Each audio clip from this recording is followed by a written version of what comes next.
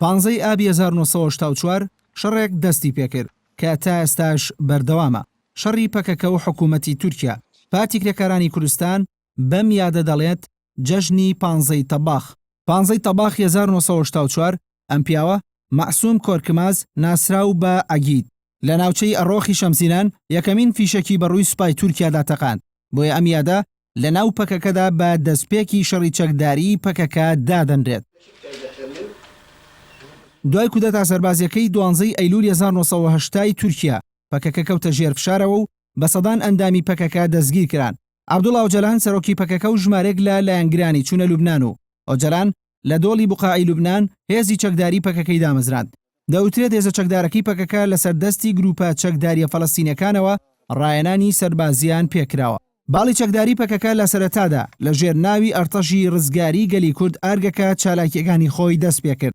ساڵی 1984 ژمارەیە گەریلای پەکەکە لە ڕێگەی سووریاوە ڕەوانەی ناوچە سنووریەکانی باکووری کوردستان کران و لە 15 ئابی هەمان ساڵ بە فەرماندەی مەعسووم کۆرکماز یەکەمین شەڕی چەکداریان دژی سوپای تورکیا ئەنجامدا. شەڕەکە لە ساڵانی دواتردا قورستر بوو. پەکەکە لە ماوەیەکی کوورتدا توانی بە سەدان گەریلا لە ڕیزەکانی خۆیدا کۆ بکاتەوە. دەوترێت لە کۆتایی هەشتاکان و سەرەتای 90ەکانی سەدەی ڕابردوودا پەکەکە خاوەنی زیاتر لە 10,000 گەریلا بووە. پەکەکە دەستپێکردنی شەڕی چەکداری بە قۆناغێکی مێژوویی بزوتنەوەی کورد لە باکووری کوردستان دادەنێت. بەو پێی کۆتایی بەو قۆناغە پڕ لە ترس و تۆقاندنەیەناوە کە بۆ ماوەی زیاتر لە 50 ساڵ بوو باڵی بەسەر باکووری کوردستاندا کێشا بوو. تەنانەت پەکەکە پێی وایە شەڕی چەکداری کاریگەرێکی ئەوەندە گەورەی داناوە کە دەستپێکردنی شەڕی چەکداری بە قۆناغی بوژانەوەی کورد لە باکووری کوردستان دادەنێت. لە کۆتایی هەشتاکان و سەرەتای 90ەکانی سەدەی ڕابردوو تورگۆدۆزان سەرۆکۆماری تورکیا بۆ کۆتاییەنان بە شەڕ هەوڵی چارەسەری پرسی کوردیدا. ئۆجەلانیش لە بەهاری 1991 بۆ پشگیریکردنی هەوڵەکانی ئۆزال ئاگربەستی ڕاگەیان. بەڵام دواتر بەهۆی مردنی ئۆزالەوە پرۆسەکە کۆتایی پێات و شەڕ دەستی پێکردەوە. پەکەکە لە ساڵی 1991ەوە تا ئێستا 9 جار ئاگربەستی ڕاگەیاندووە.